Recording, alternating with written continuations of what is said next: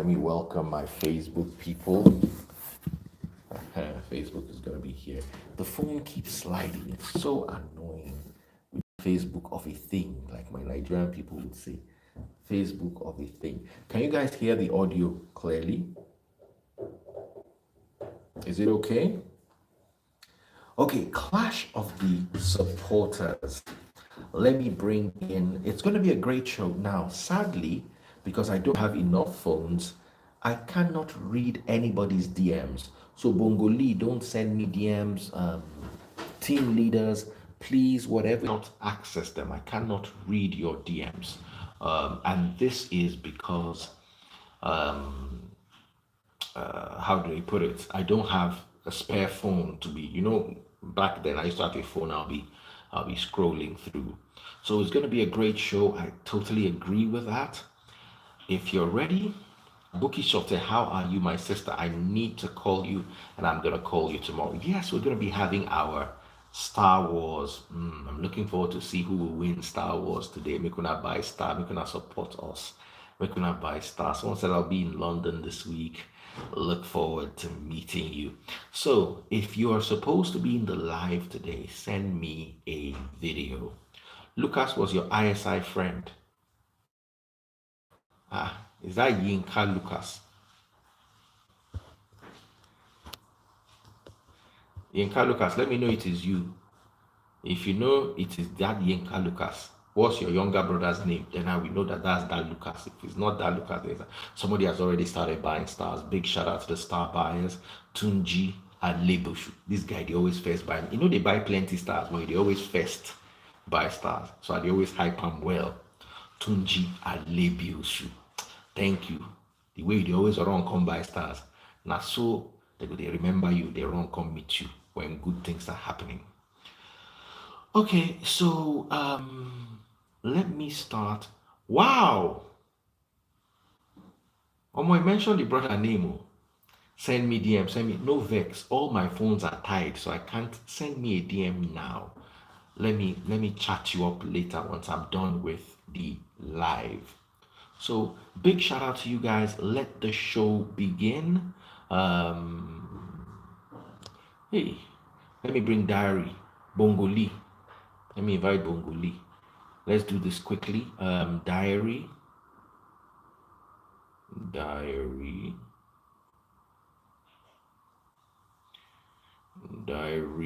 Priye, and Mustafa Alpha.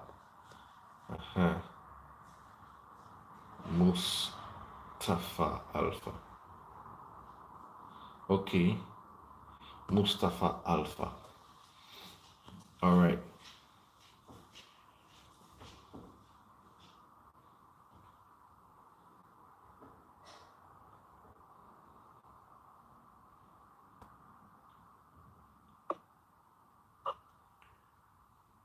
Muski. All right. Daddy Freeze, how are you? I'm very good. Oh. You're looking so fresh, Daddy Freeze. I did in London. Maybe you're not communicating. Bye-bye. How you doing? I'm good.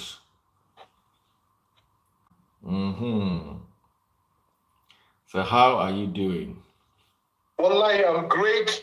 Just been coordinating with my team members, and trying to get ready. I mean, we're ready for the debate. There's going to be one today. Oh, there's going to be one today, but let's start as soon as possible because I'm exhausted. Who's supposed to be on? Who's supposed to start?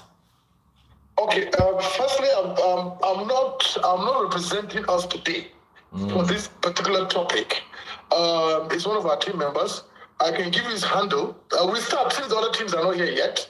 Okay. We can start the introduction, and he will be representing us today. And well, I'm here though, so I'll be on this live. But let me give the expert on the topic unity and federalism. His handle is. You want me to give you his handle? Yes, go ahead. His handle is at ABU. Okay. JI. Yeah. NETA. Okay, Abuji Met. Abu Jimeta. Okay, I just saw him now and I lost him. All right. So he's going to take the.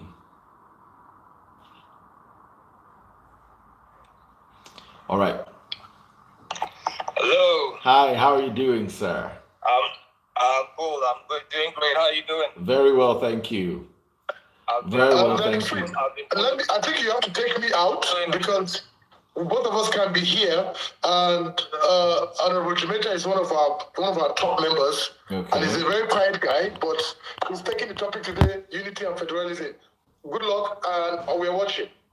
All right. So do you know who is going for the other teams? What? Do you know who is going for team Peter Obi and team Tinubu? I really don't know, but definitely it's not Pre and it's not Bongoli.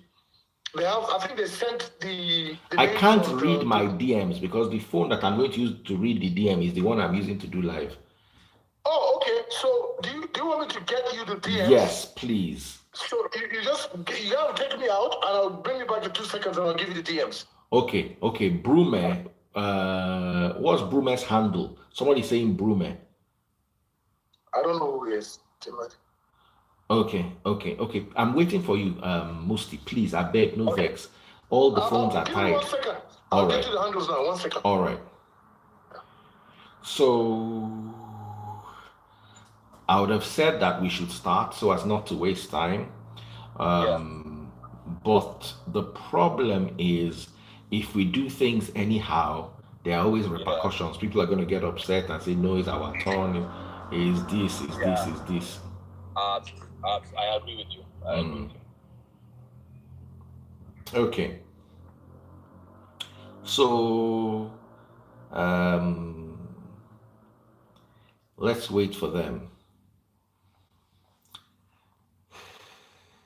I'm tired, man. Okay, Priya is joining, so let me just quickly bring her.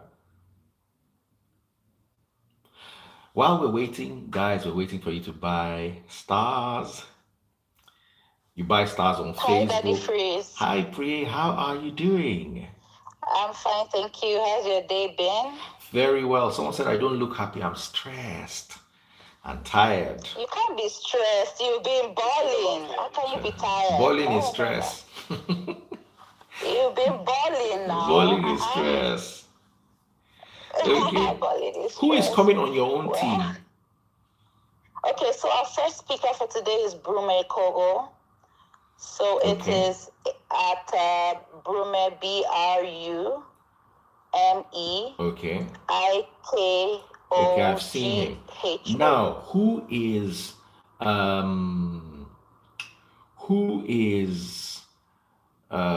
going first? You mean the cycle? Yes. This week's cycle, we can just decide it on here. I don't think we talked about it, but I think this week, cycle-wise, it will be Peter Obi. Let me just leaders. Take me out since Bruma is here, and let me confirm out the. I'll put it in the. Okay, Bongoli comments. sent a Maybe request. you can, yeah. Okay. Take me out and add. Okay. Okay, Timasiwaju. Okay, yeah. Okay, Timasiwaju goes first. Awesome. So, all right.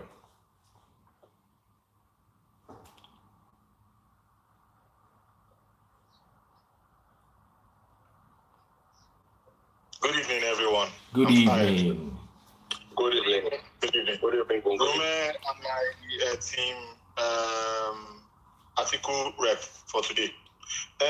For Team Ashiwaju, his name is handle is at Olusheyi.Bisiri. He sent in an invite already. He's the deputy team leader for Team Ashiwaju. Okay, so real quick, who goes first? Team Ashiwaju goes first this week. Who goes second?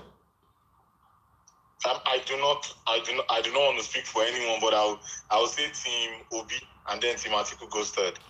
Okay. So Ashiwaju, Obi, Atiku. Yes. All right, guys. So let's go, ladies and gentlemen. Wait.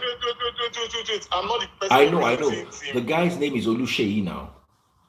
Yeah, .PCRU. Okay. You can take me out now. All right, so I'm taking you out now. All right, bye-bye, everyone. Thank you. Bye. All right, thank you.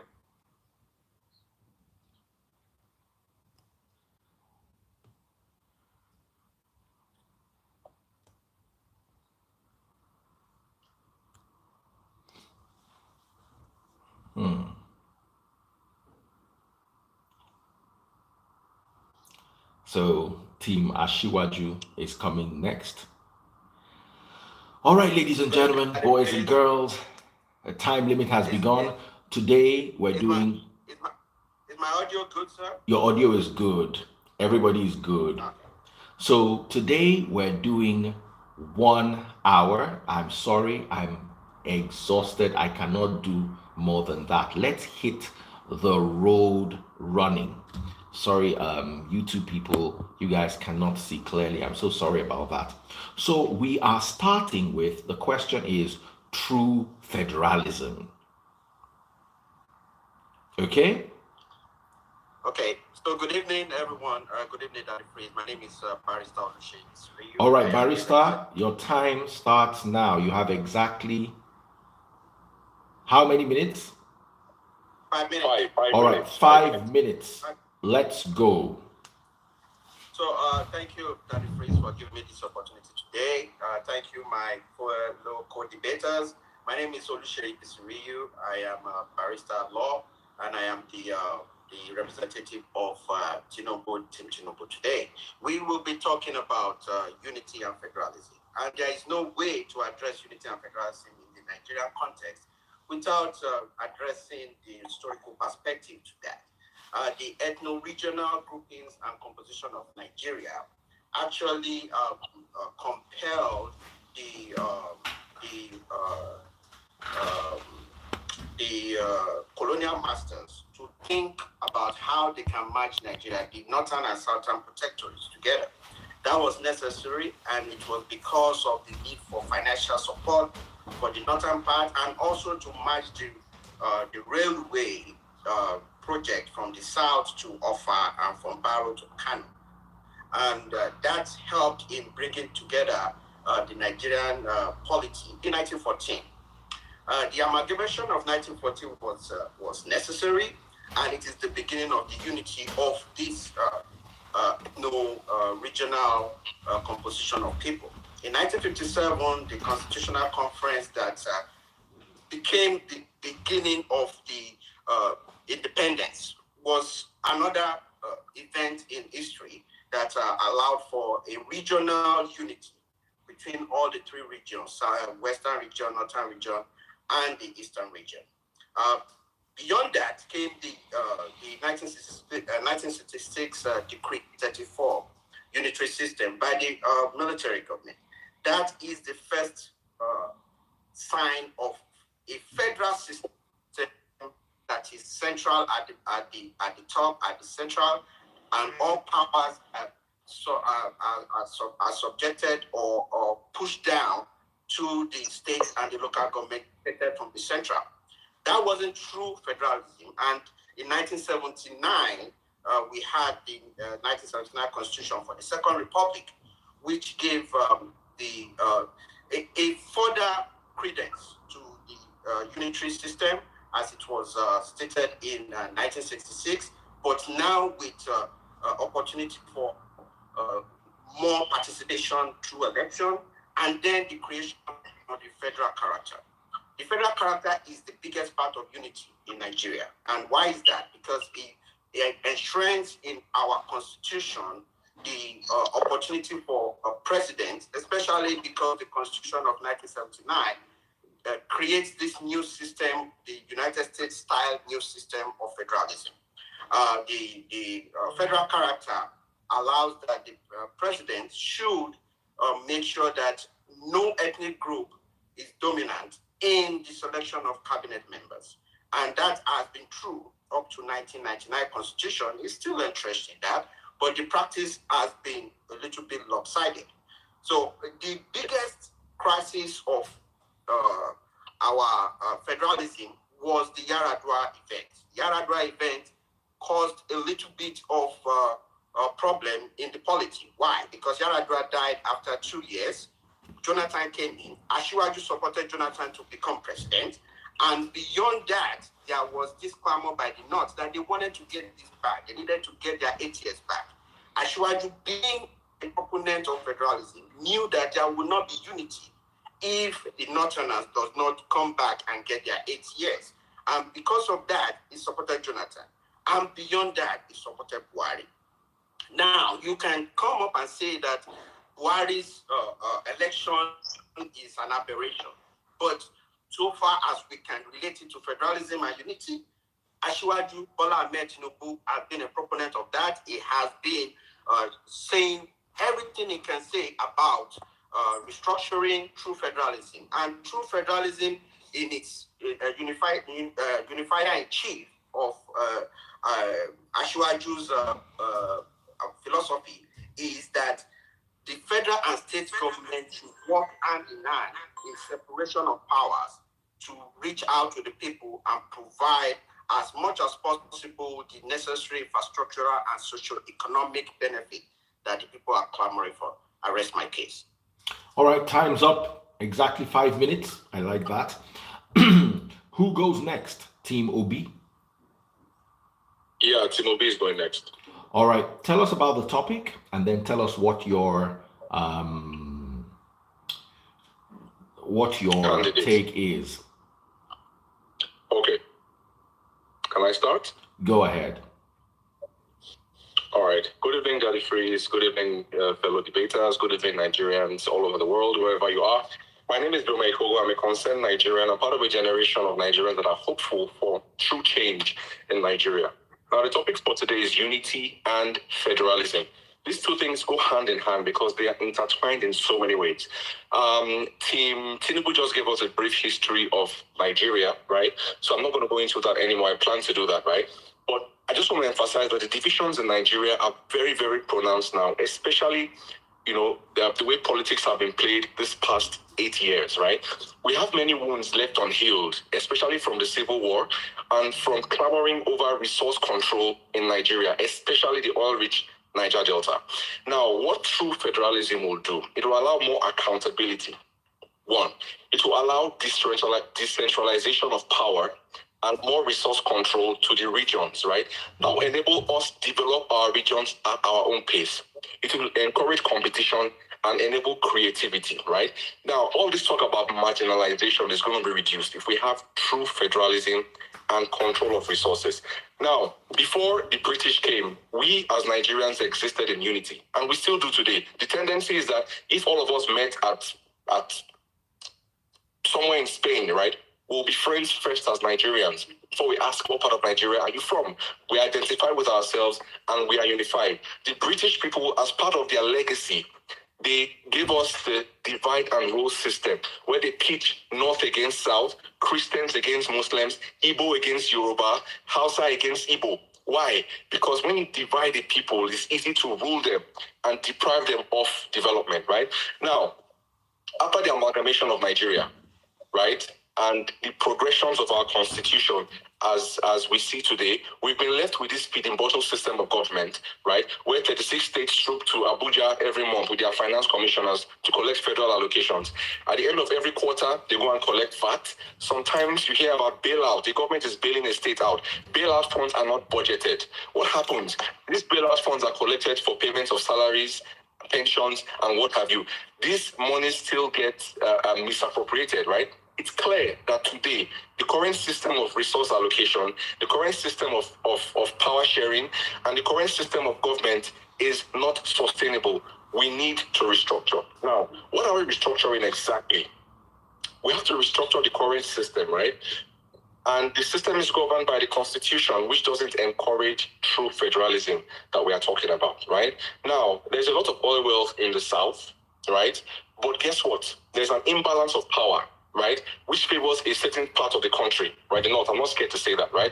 What we really want with true federalism is the redistribution of power and the redistribution of resources. We just want Nigeria to be an equitable and fair place for all tribes and all people from all regions, right? Now, when we have true federalism, it will help to grow unity within the country. Now, what step do we have to take now? The first step is to select somebody who embodies the ability to bring Nigerians together, to unify them. Now, look at the track records of all the candidates who are contesting the election today, right? I saw a video recently where the wife of one of them was talking about Igbo people and talking about how the demons of whatever will come and chase Igbos if they refuse to learn to speak Yoruba or marry Yorubas, right? We saw how a Christian was killed in Sokoto State, and one of the presidential candidates initially condemned it. But to pacify his people, he deleted the tweet, and he never came back to commiserate with the family or commiserate with Nigerians as they were. Instead, he apologized to his people. Is that somebody who will unify Nigeria? Now, we see all the clamorings within the PDP and the APC, and their presidential candidates are unable to unify their parties. The party is a microcosm of Nigeria. If you cannot unify your own political party, how then do you intend to unify Nigeria? Now, my candidate, Mr. Peter Obi, has always demonstrated the fact that he loves everybody from every single part of Nigeria, right? Let's forget about Anambra State. Let's look at what he has done in Nigeria as a whole. Peter Obi has consistently contributed to funding education all over the country, north, east, south, and west. Mr. Peter Obi has funded projects all over the country.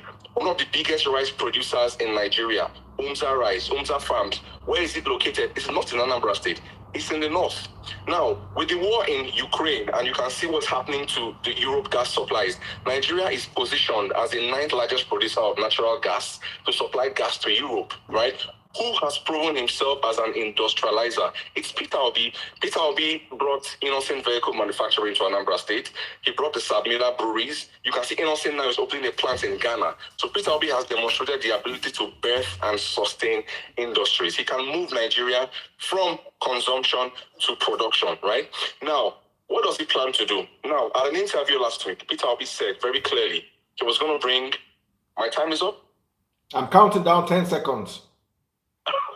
Okay, so Peter Obi, I'll just end with a quote from Peter Obi. He said, "We seek to reunite Nigeria through strict adherence to the Constitution on equitable representation in federal establishments." We don't have that now.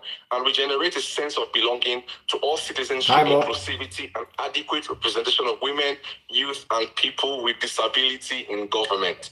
So with all these points, I urge you Nigerians to please use your vote wisely and vote somebody who has proven to be a unifier in Nigeria. Thank you very much. All right. Over to you, Team Atiku. Your 5 minutes begins now. All right. Thank you, Daddy Freeze. Thank you, co-debaters. You're welcome. Glad to be part of you today, and I've heard what my co-debaters have said about true federalism. First things first, what we have to understand is what is actually true federalism. Federalism, by its definition, means the distribution of powers between central authority and constituents. That is that constitutes every aspect of this country. We are divided into 6 regions. Nigeria is a huge country divided by so many ethnic groups. And the need for true federalism and unifying of this country cannot be overemphasized.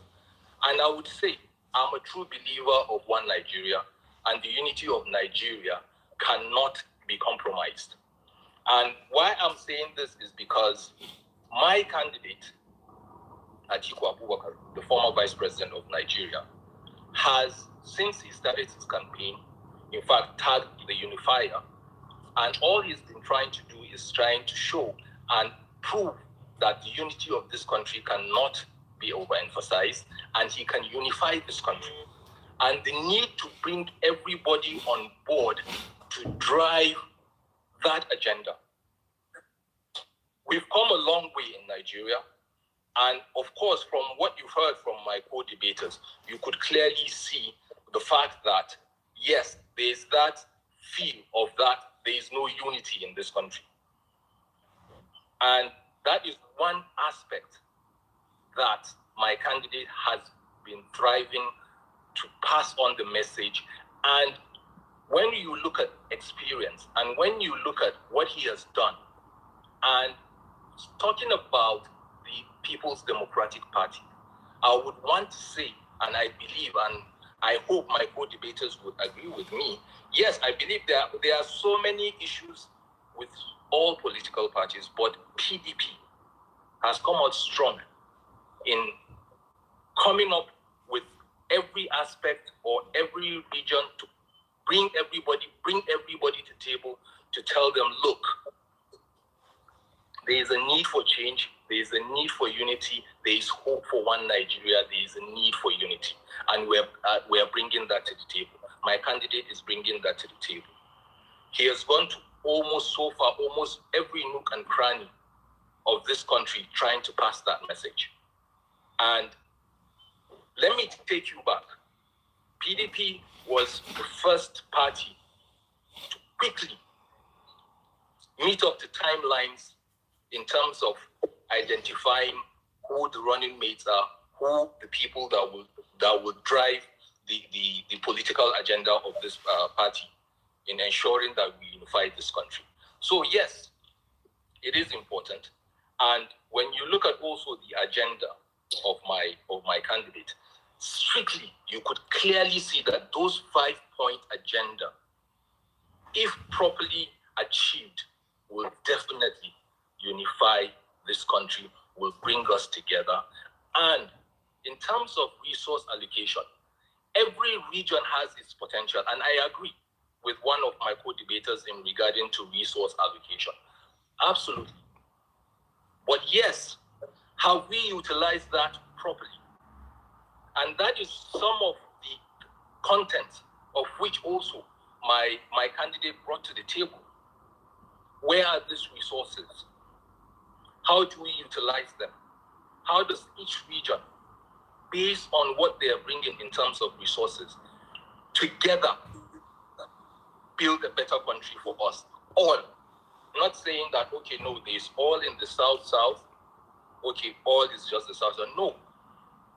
As a country as a whole, we are blessed.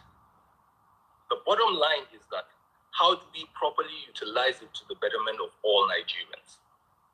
And that is what we are selling, and that is what we are promising. And I believe that is the way forward for us, and that is the hope for us in Nigeria. So I will not take too much of your time. In a nutshell, but I believe that my candidate has the ability to unify this country. He has the experience. Okay, time up. To actually deliver. Thank you so much. All right, you're welcome. Now, before we go into the rebuttals, I want to ask one question. A candidate sent me this question and aimed it at one candidate, but I feel this is a legit question that I'm going to just throw to each of you guys, and you have 2 minutes to answer on behalf of your candidate. I'm so sorry, but I want to make this debate exciting, so I'm going to throw this question out. Answer this question to the best of your ability. While we're doing this, I need to throw a big shout out to someone who bought stars. Please come to my Facebook channel to buy stars. Helen Ojomonehi. Helen, good morning from London. Daddy Freeze, well done. Peter Obi all the way. So Peter Obi has 100 stars. Okay, so Peter Obi is leading now. You will not see now that Peter Obi is leading Star Wars. By the way, Star Wars is just our cruise and our fun. So far, for the last 2 editions, Team Atiku has been leading, but looks like Peter Obi wants to start dominating the Star Wars now. How do you buy stars? Just go to my Facebook channel, and right under the video, you will see where to buy stars. Now, we're having fun. This has no impact on the debate. If Peter Obi people win the Star Wars, does not mean they've won the debate. Neither does it mean if Tinubu people win the Star Wars. It just shows that the team appreciates the good work I've been doing, sitting up late at night, trying to coordinate this show. So, starting first with Team Tinubu, because that is the order. 2 minutes each, a 2-minute time limit. And the question is, how did your candidate make his money? I'm going to ask each of you, and I expect to get a reasonable answer from all of you. So let me give you 1 minute to put your thoughts together while I still tell people to come and buy stars. So remember, you buy stars on my Facebook channel. Team Peter Obi is leading today. They bought only 100 stars, but that's a good lead. Now, guys, if you are not enjoying the debate, please leave. If you don't like what is happening here, please, I don't want to see insults and sniggering remarks in the comment section. These people are here to defend the people they believe in. Can we please give them some respect? Whether you like their team or not does not matter. Somebody asked a question and directed it to one of the candidates. And I said, you know what? I'm going to ask this question to every single one of the candidates. So, ladies and gentlemen, someone else has bought stars. Let me praise that person. Big shout out to Helen again. Helen Ojo Monehi. Currently, Team Peter Obi is leading the Star Wars. Big shout out. So who's ready? Are you guys ready to go? Team Tinubu, are you ready? Team Ashwag is ready to go. Okay. Atiku, you ready? Yep. Peter Obi, you ready? Yep. The order is Tinubu, Obi, Atiku. I know everybody's going to want to hear this. Big shout out to Ade Mafo, Team Ashiwaju with 1,000 stars. The Jinka Christoka sent 100 stars but didn't mention where he is. So Team Ashiwaju today is leading with 1,000 stars, taking over the lead from Team Peter Obi. And now Tony Preneur, also Team Ashiwaju, 500 stars. So Team Ashiwaju has taken a quick lead. Is this the first time Team Ashiwaju is going to push Team Atiku to the side? Peter Obi has always done quite well, but never quite won. That's the Star Wars. Now, the serious question is here. How did your candidate make his money? Over to you, Ashiwaju. 2-minute time limit. Your time starts now.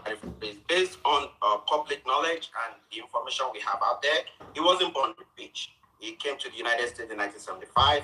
He drove a cab, went to school, became an accountant. His first major job was with an international company, with Deloitte, and he made good money. As at the time he was going to leave Deloitte, he was already a millionaire. You know, he had money in millions of dollars. He came back to Nigeria, got a job as an accountant with Mobil. Mobil is one of the richest oil producing company in Nigeria. He went all the way to treasury of Mobil.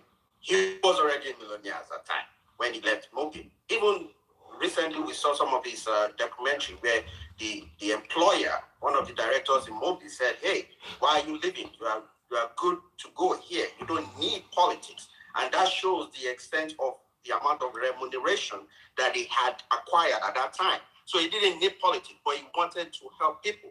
He wanted to be part of the political process of Nigeria. He wanted to bring his philosophy of federalism, of restructuring, that was eating deep into the fabric of Nigerian politics. So he came into the politics in 1992, became a senator. As at 1993, when he had the issue of money in America, that was in millions. That was almost about $1.something million.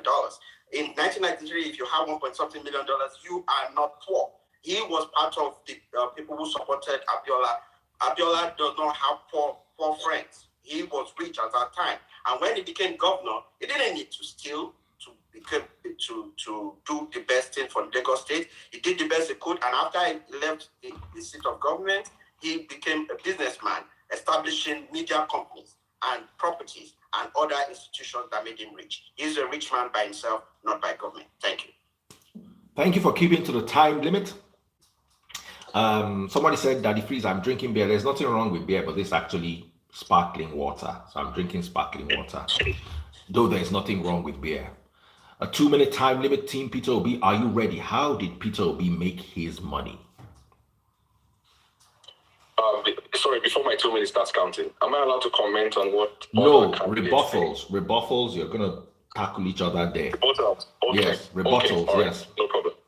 Okay, so yeah, the question about how Peter Obi made his money, right? First of all, I want to point out that Peter Obi is not from a poor family, right? We all know some of the accusations that the opposition has thrown. One of them is that he invested state money in his family business, right? So his family did have a business before he became the governor. But I won't even mention the family business, right? Peter Obi was in the private sector for a very long time. As at 1995, Peter Obi was able to get overdraft of over $5 million. Think about it, overdraft of $5 million. To be able to get that kind of overdraft abroad, you have to be a person of credibility and you have to prove your credit worthiness, right? 1995, way before he became governor of Anambra State. Now, I can mention all the companies or banks when he was chairman. Remember, he was chairman Fidelity Bank, Ghana Express Mortgage Bank, Future View Securities, Paymaster Nigeria, Next International. Peter Obi was already well versed in the private sector and business before he became governor. Now, he started life as a trader before going into the corporate world, right? And we all know, I guess everybody has an Igbo trader close to them, even the ones that sell electronics at Alaba Market. See how rich they are, right? So Peter Obi's trajectory began as a trader. He ventured into the private sector, made his mark, became extremely wealthy before he became the governor of Anambra State. And he says this, that politics made him poor because it distracted him from doing his business and he focused on administering the state. And you can see what he did to the state. The way you treat your finances, right, will reflect on how you would treat the finances of the state, right? So just to remind everybody, from a trader to the private sector before he became the governor. And he hasn't dabbled in politics since then as other career politicians do. He has focused on his business, right? He's only coming back to, help Nigeria get out of the current condition that we are in today. I hope I've answered the question of whoever asked it. All right. I'm sure rebuttals would take care of whatever other opinions you have. So, Team Atiku, how did Atiku Abubakar make his money? All right, thank you very much for that question. A very interesting one for that matter, and I believe a lot of Nigerians would want to hear that. For my candidate, and I believe he's known because he has been proud and he has raised his shoulders high to actually say his background. This is an orphan that came out, that had to rear other people's cattle, to actually even feed his own family at one point in time at the age of 11. He used that to groom himself, get himself through school, and went through a very successful career in the Nigerian customs. Now, sometimes people, or generality is that it's only when you are in power that you make money. He has established successful businesses right all the way in his home state in Adamawa. And now most of those companies, not just only in Adamawa, has spread across to every nook and corner of this country. Big businesses that bring in big returns, that has employed a lot of Nigerians, has supported a lot of families through what he is doing. So he has made good, clean business before even joining politics. Can you emphasize on, like the Tinubu people said, Tinubu made his money like this from working in an oil company, blah, blah, blah. Peter Obi made his money through trading and getting overdraft and all that. Can you say what industries Atiku 2 was in? So we can say, okay, he made his money from bottled water or whatever it is. Yes, exactly. Yes, of course, like I said, he's made money through bottled water, Faro company, of course, which he has established a long time before even politics. You understand? And these are one of the businesses. Now it's actually a household name all over the country, right? But yes, he has also built a successful career through the Nigerian customs, right? And basically earning his living, and also based on the business that he has set up, right from the word gecko. So these are some of the things he has invested in education. He has a school. in Adamawa that he has invested in because he so much believes in education. And that is also part of the points that he's also driving to ensure, because he benefited from it. He did not even believe, he did not even have hope at one particular point in his time that he was going to go into school, but he believed in it. And when he had the opportunity, he invested in it to educate our population.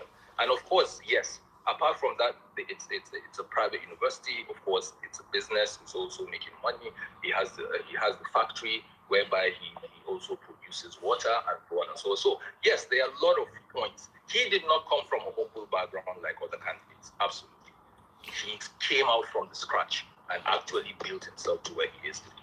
All right. So we're about to go into the rebuttals. While everybody is preparing their speeches and their counter speeches, big shout out to Ola OJ who just bought $1,000. He says is team Daddy Freeze. Thank you so much. I appreciate your support and your love. Michael Ayomide, thank you so much for supporting me. Also bought 530 stars. Did I say $1,000? I'm tired. 1,000 stars, Neo, not $1,000. So I'm sorry. That would be nice. Toypreneur, another 500 stars, and Christoka, 50 stars. Thank you guys so very much. You can buy stars. Come over to Facebook. Right now, Team Tinubu is leading the Star Wars. Big shout out to that team. Star Wars, by the way, is all fun and games. The real debate is right here on Instagram. So, rebuttals. Team Tinubu, over to you. What is your take? So thank you. I listened to my fellow debater Peter B, and I believe he did a good job. Painting his principle real good, and we all know that being a trader is a good thing, and that has helped the economy of Nigeria and pretty much in Lagos State. However, he mentioned that he had projects in the north selling rice and all that. Those are profit-making ventures, and that does not signify unity. So, in my opinion, I think that you are mixing up making profit and using your business venture to increase to bring people together.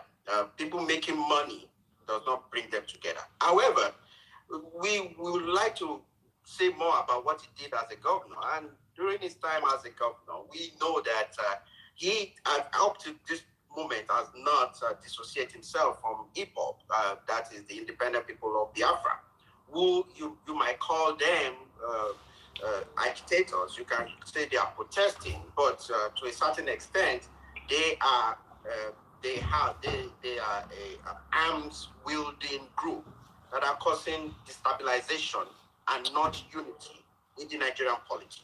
He has refused to do that. While he was governor, he created a culture of aggrandizing Catholics and giving Catholics opportunity to become better, to have a better option, better opportunity in his cabinet. Against we all know that Anambra is a Catholic Anglican political area. And with that, we saw that he is not a unifier, because putting two sides of the same religion together in the attempt to create a wedge is not a unifier. Also, he talked about education.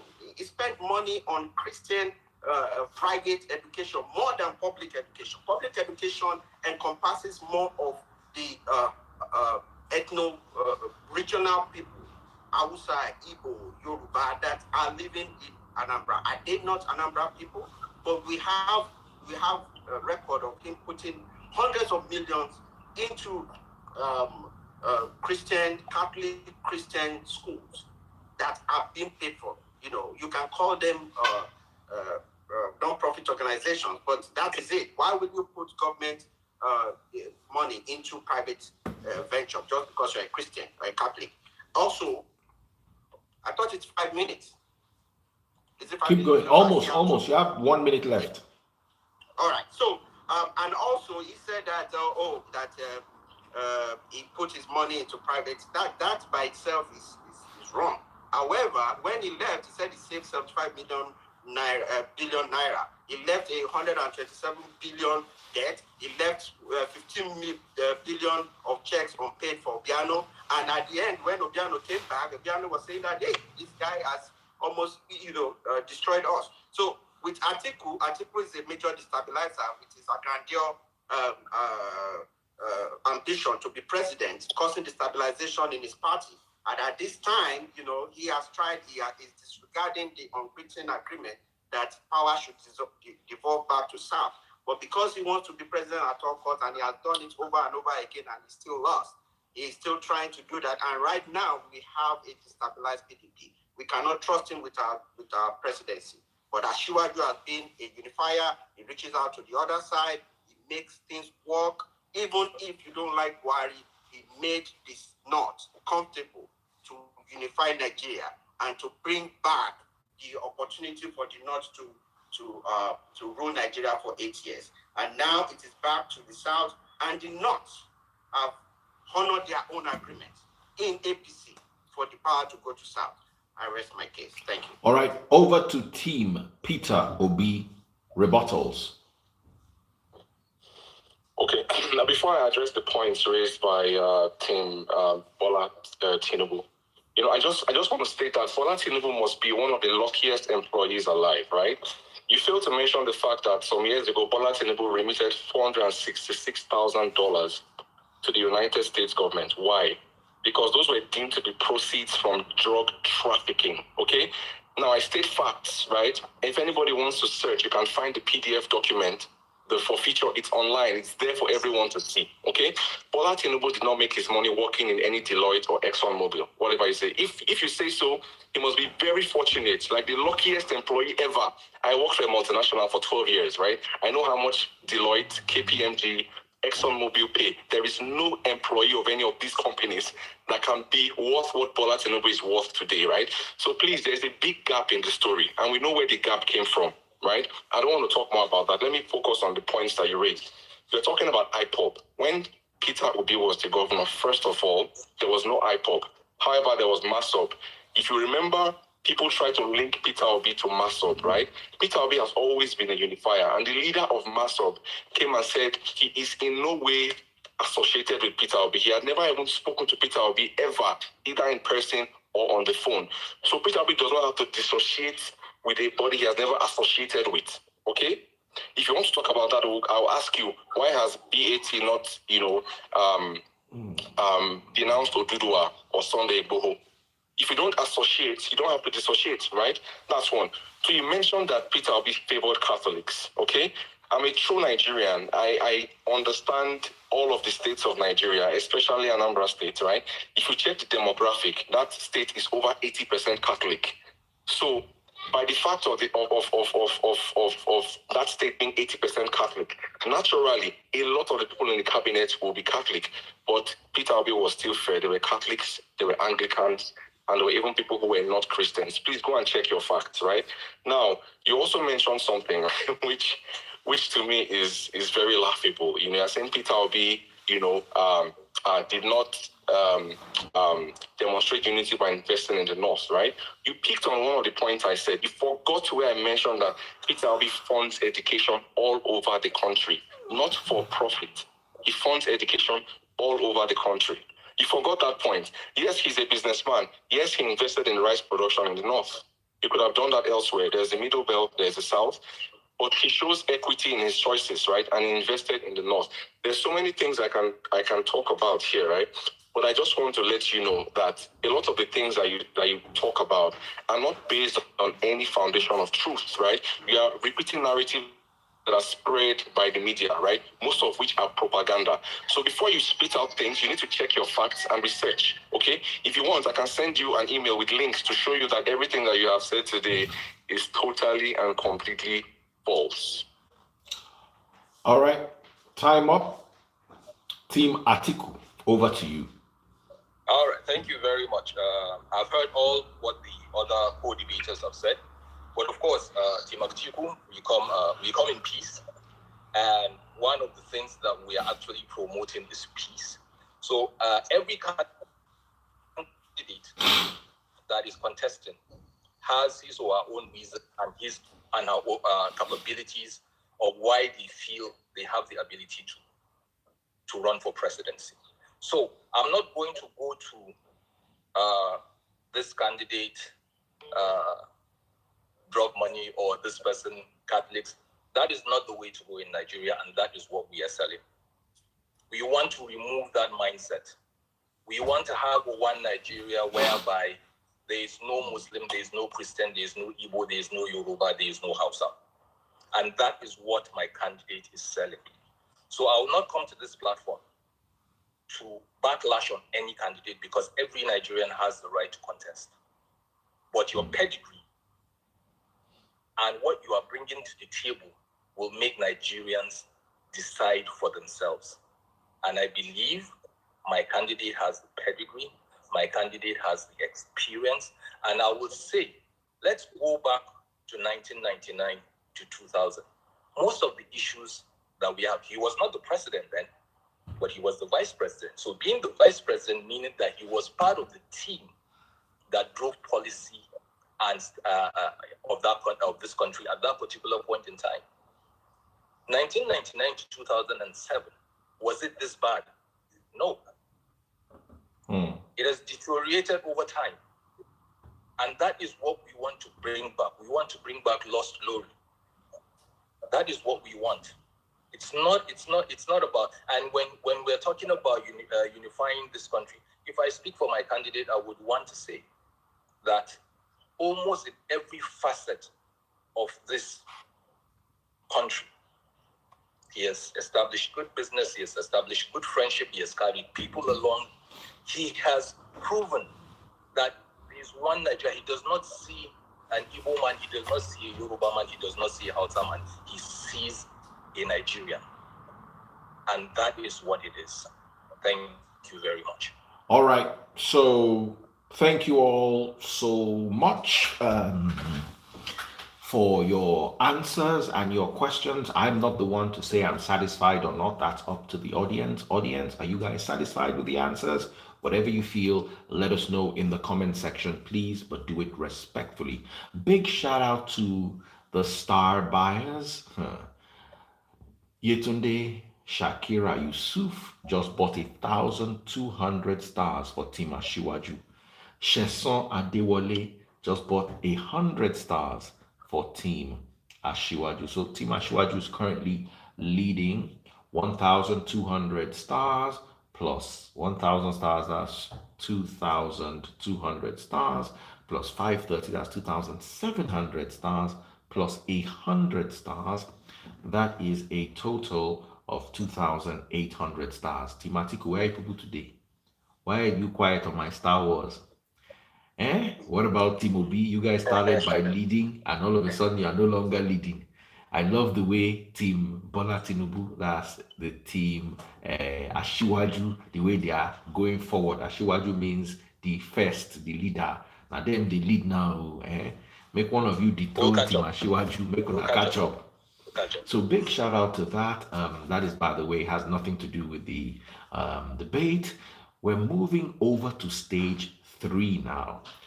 So, guys, are you ready? Yeah, I am.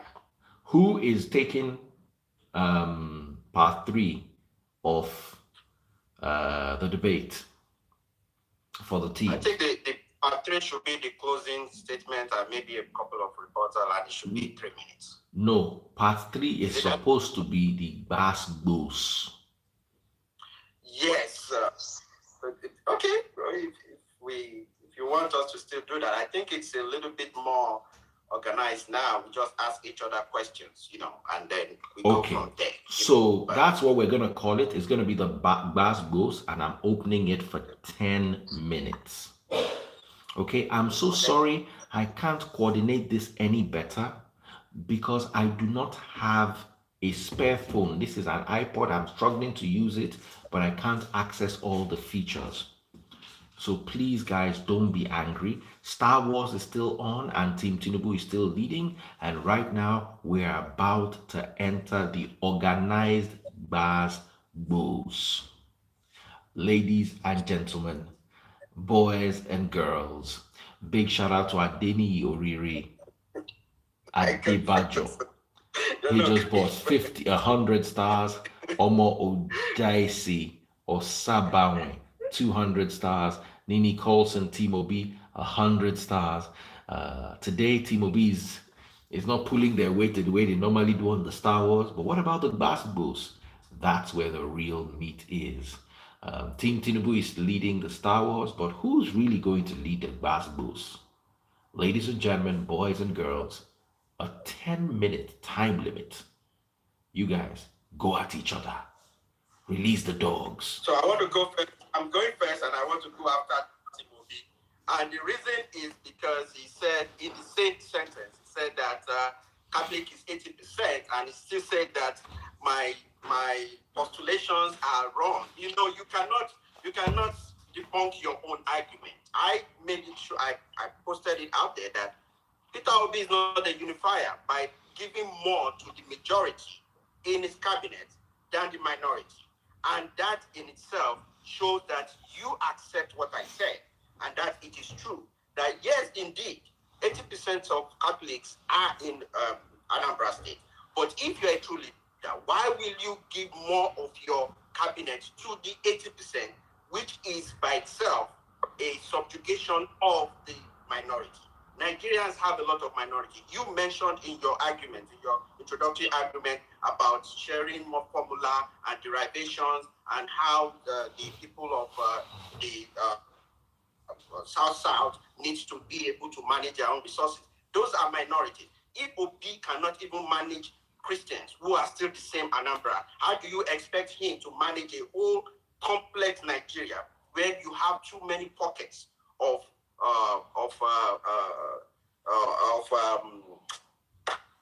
minority ethnic groups? Then you also mentioned about the rise and him giving scholarship all over. Ashiwaju does that all the time, and he has been doing that. He did it when he was senator. He did it while he was in America, while when he was at Ferry, and he kept doing it after he left the company. So I don't see that as a unifying proposition. But I will still say that you are right. Obi was rich. Obi is still rich. But Obi does not have the quality to be a unifying leader and does not understand how federalism will help Nigeria. Come at me. Team Tinubu's comments are repugnant to natural justice, equity, and good conscience. But I'm not the one taking basketballs for Team Peter Obi. We had someone else taking the basketball, so I don't want to waste my saliva here. I want someone else to come and take it, Daddy Free. Okay, so let me remove you and bring the person. Now, correct me if I'm wrong. Yeah, I'm assuming the person. It was nice debating with you guys, though. Thank you very much. The person is Oderano, if that's correct. So the person is Odera Onu, Oderaonu. You need help? What's wrong? Okay. So let me bring Oderano. Just wait there. Let me bring Oderano in while I remove Brume, right? Brume is leaving. Yes. Okay, so let me remove Brume. All right, Brume. Thanks, Daddy. Thank you. I appreciate you guys. Some people just bought some stars. Big shout out to Michael Ayomi. They articulated. Atiku has jumped back into the game. 1,500 stars. And biggest shout out to the star buyer of today, who's not in any team, non-partisan. His name is Ola OJ. He just bought 2,000 stars. Ola OJ. I like the fact that you are neutral. And if you win and no other team buys more stars than you, today will be won by a neutral party. So Ola OJ better buy more stars so that we cannot say it's either Tinubu or Atiku or anybody. While team Tinubu is getting on it. So let me bring Odera into the building, please, guys. Bear with me, Odera Onu. Okay, so I'm bringing him on. Oh, there. Oh, no. All right, so there he is, and he's ready to do the Bass Bulls segment. While we're waiting for him to come live, please remember to buy stars. It's Daddy Freeze, DADDYFREEZE on Facebook. So over to you, or no. Bass Bulls. You heard what they said. You take control.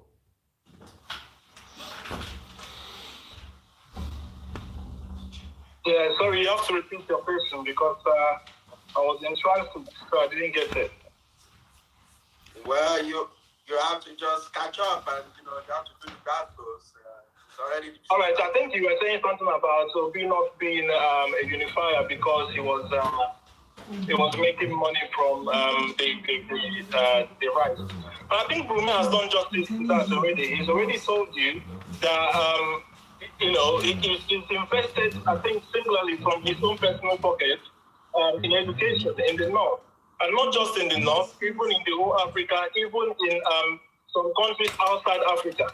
So that's somebody that really believes in education and somebody who has not stolen from the government. And you understand that he has not collected any pension since he left office. And you also know that Tinubu has been enjoying all the pension from Lagos State, which you also have to hype up. So, of course, he will enjoy even more. So when we talk about, a person who wants to give himself to service of his country, you talk about Peter Obi. This is a man who has traveled over 31 countries to learn just what we can use to benefit his country. So when we talk about Peter Obi, I think we need to put some respect on his name. He's made money personally from his personal business and endeavors. He has not made any money from the Nigerian government or from politics.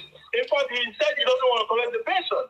How can you come and say Tinubu and Atiku made money, from personal pension? Of course, we know they were looters, and they were involved with all these, crimes in other countries, and that's why they have all these indictments. So please, when we talk about Peter Obi, we need to be very, very cautious.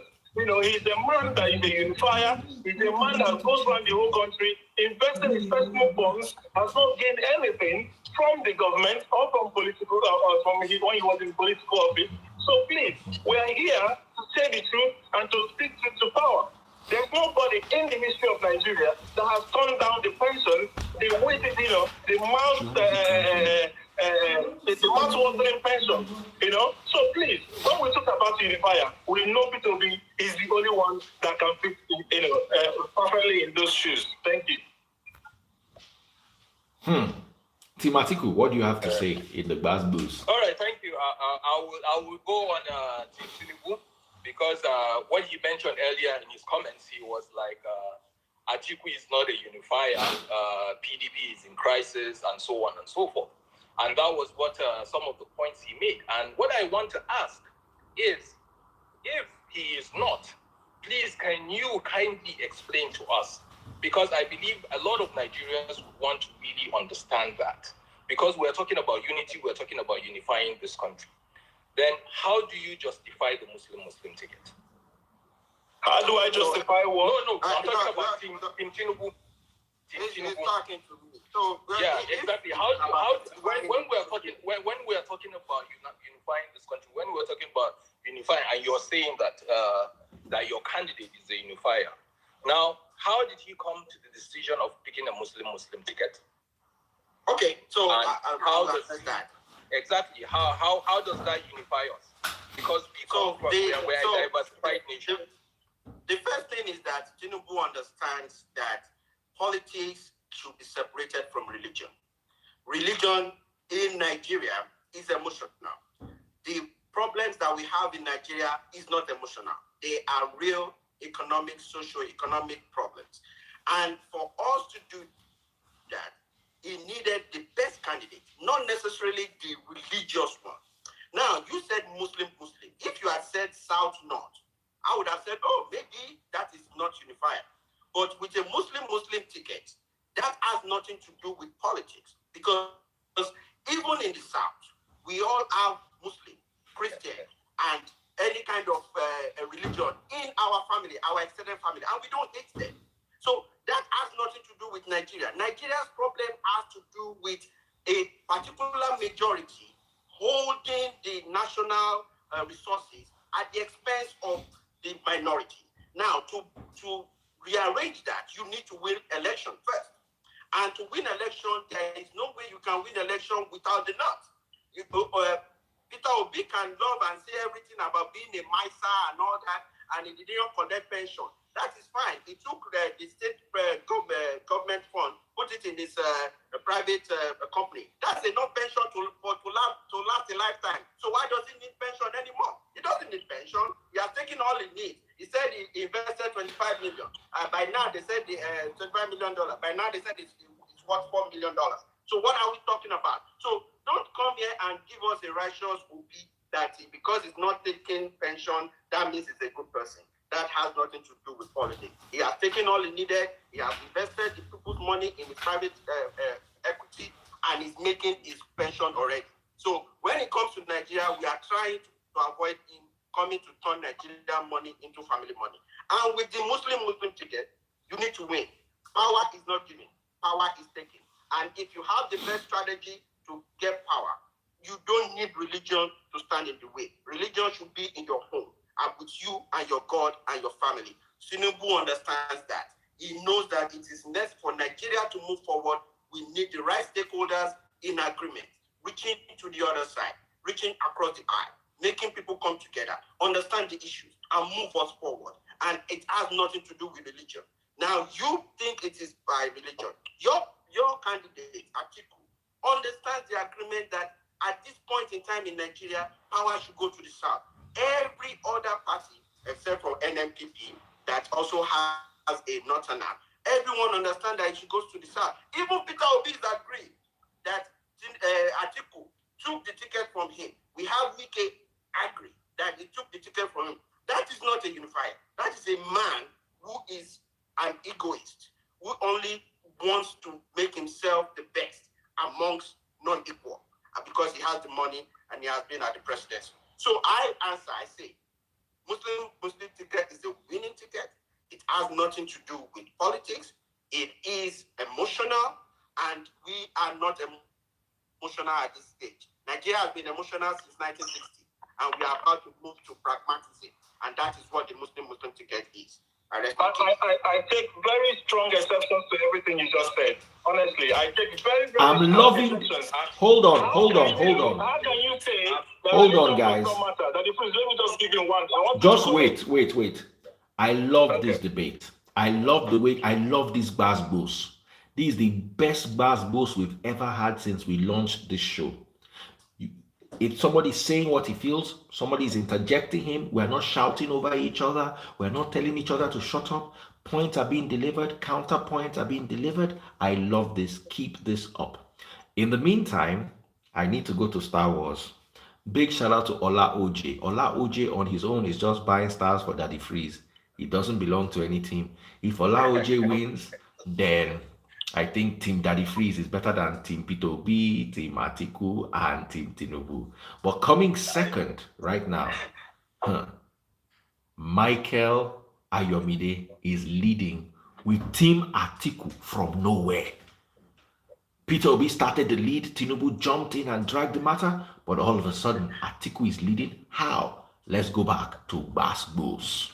Buy your stars on Facebook. So, Team Obi, go on. Strong exceptions to everything we said, because in one statement he said religion does not matter, and in the other statement he said theology needed to win votes. So, are you undermining all the Christians in the north?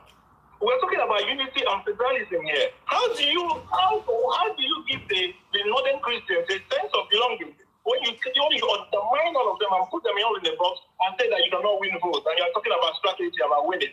That's a very big insult. Do you know that Christians are one of the major religions in Nigeria? So when you say that you undermine a whole people, now I think you like it to be so much because he keeps re-emphasizing that he's making money from the rice factory. Now let me make you understand that he has also invested in Innocent. He has brought Greenway down to Anambra State, and he has done so many other things, like buying computers and sharing in the schools, all over the country. And these are just selfless. In fact, there's only two children.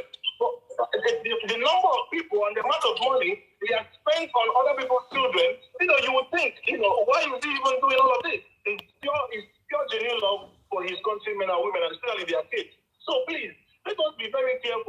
say the things we say. Look at Shetima coming up on live television and saying that Peter Obi can only become president of Igbo land, but definitely not Nigeria. It was a statement. How can you make such a definite statement as, about somebody? Is it because you think Igbo land is an annexation because of the Civil War? We also are part of our stakeholders in this country. We are also part of the country. No part of the country is more than the other. And this is how this thing has to be put right.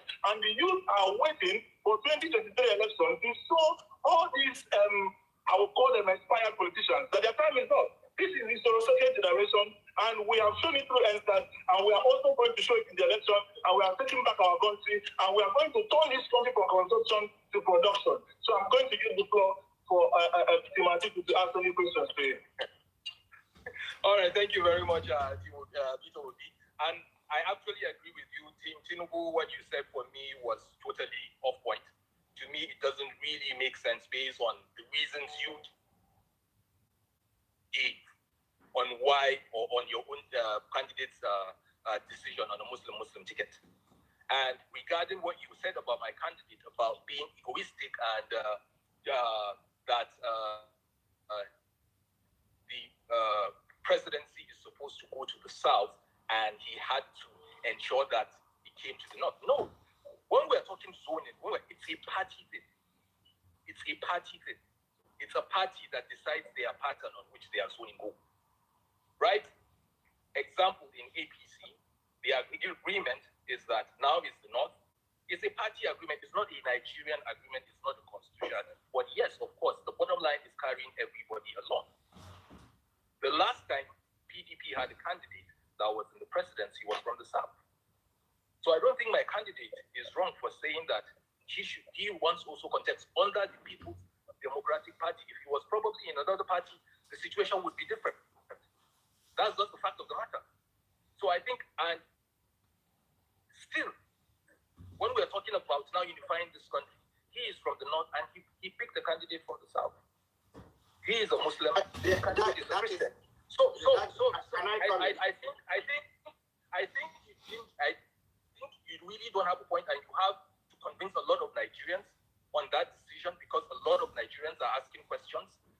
Yes, of course, we're in a point whereby, of course, yes, it's politics, but we're emotional. We are emotional beings as human beings. You need to carry everybody along.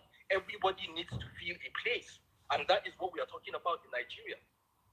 All right, Atiku, please, I want to ask you a question. I want to ask Atiku team, please, I want to ask you a question. Just one question. You see, I have to respond. Okay, go ahead. And this is my response. My response is that the Constitution already guaranteed opportunity for every person, whether you are Igbo, Yoruba, Muslim, traditional, to participate in the election. Absolutely. If the Muslim ticket stops people who are Christians in the north from voting, now you have a legitimate cause to say that is not a right ticket. Like you have said,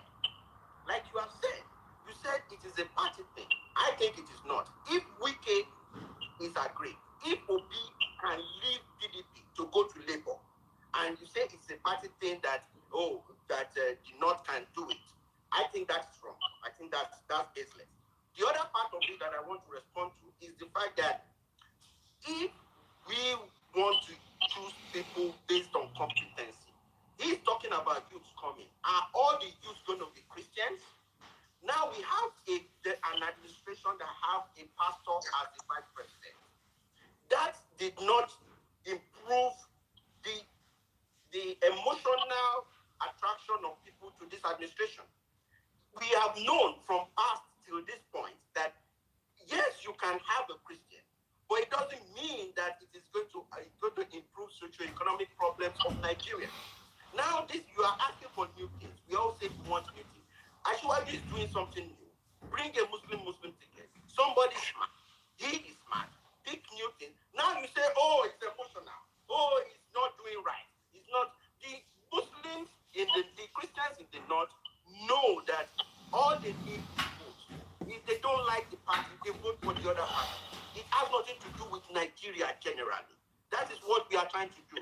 Ashwaju is Okay. Honestly, before our time goes up, I want to say something in Tinubu. You see, when you keep talking about PDP and WIKE, you also tend to forget that there is also crisis in your APC, because not even the Christian Association of Nigeria have not accepted your same faith ticket. Okay? Now, I want to talk about PDP and APC, because, in fact, I have a question for Atiku, right? What happened when the Deborah case came up and Atiku had to delete that tweet? Why did he delete that tweet? And what judgment has he given for that particular case? Now, while you think about your response, I want to talk to two of you together, because APC and PDP has destroyed Nigeria completely. You have crippled all the efforts of our heroes past in Nigeria. Today, ASU is proscribed for over 200 years.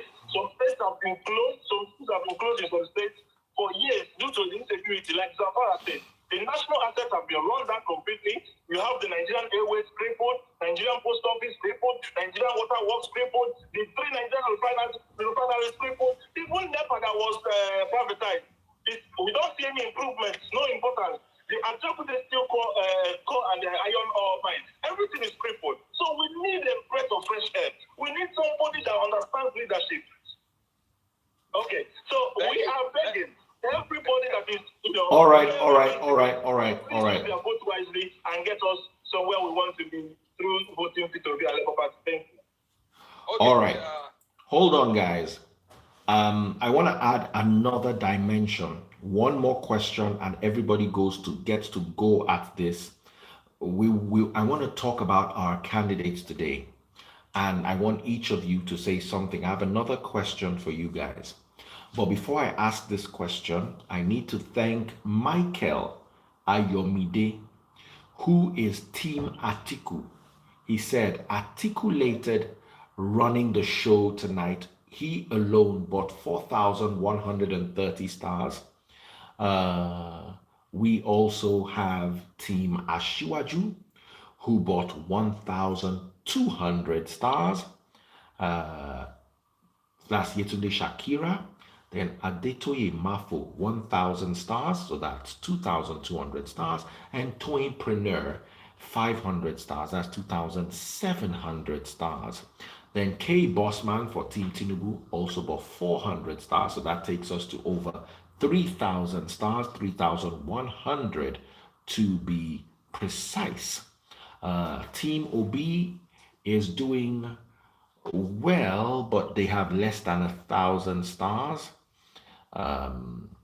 So today is dominated by Michael Ayomide, who has 4,130 stars. Ola OJ, who is non-partisan, who might be just the deciding factor of today's debate. If he can proceed with getting the most stars today, then it will be non-partisan and we'll give it up to him. But Michael Ayomide is refusing to back down. He just bought a set of stars right now. Big shout out to him. He just bought 500 stars. So ladies and gentlemen, once again, Team Atiku is dominating today.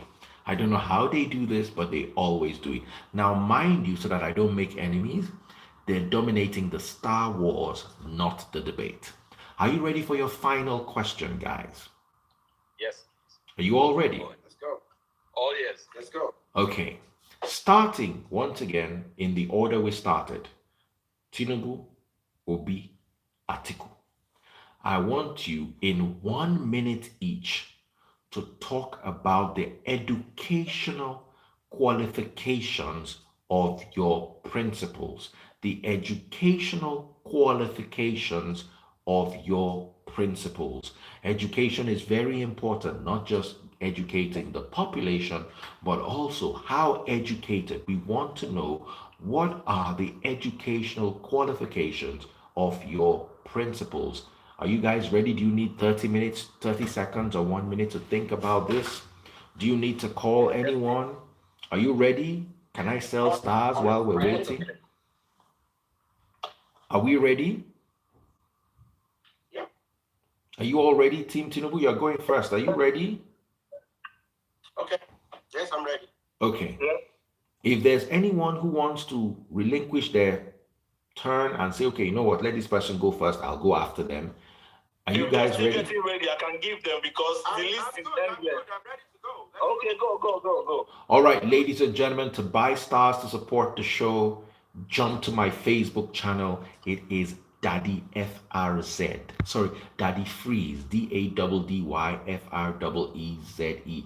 And you can find this on Facebook. Ola OJ just bought stars again. Big shout out to him. 1,000 stars. Ola OJ is currently leading, and looks like this gentleman would be the greatest star buyer today. 5,500 stars, and a close second is Michael Ayomide of Team Atiku. But don't get this wrong. Atiku's team still has the most stars if you add everybody up together. So, educational qualification. We're coming back to the Star Wars right now. What is the educational qualification? What are the educational qualifications of the person you are supporting? Starting with Team Tinubu. So Tinubu went to his high school in Ibadan, and after that he graduated. He didn't pass his A level, and then he went to the United States in 1975.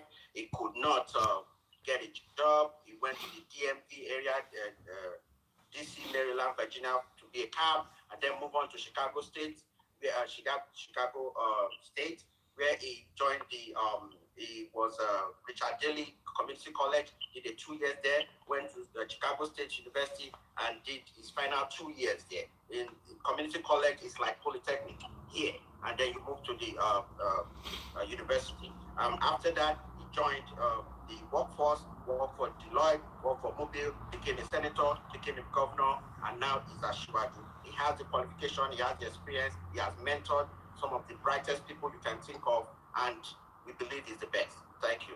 Time up, Peter Obi. What are the educational qualifications of Peter Obi? Okay, because the list is so long, what we do, I will give you institution, I will give you qualification very fast. Okay.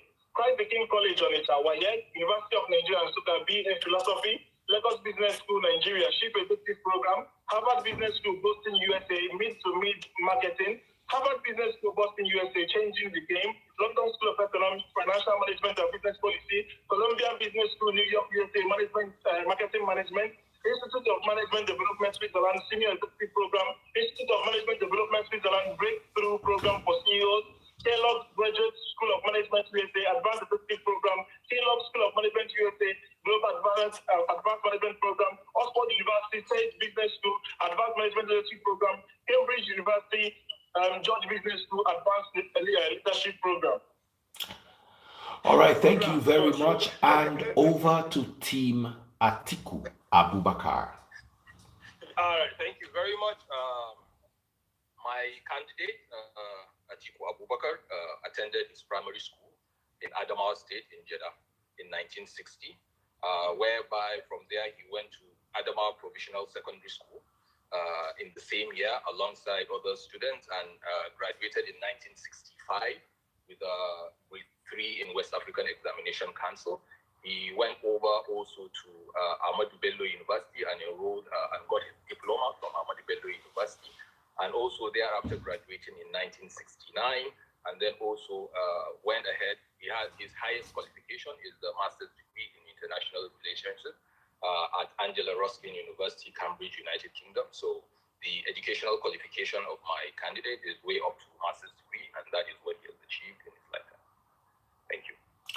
All right. In terms of other qualifications, so of course, maybe okay. We're rounding off the show right now with a 5-minute time limit basketball style discussion amongst you guys.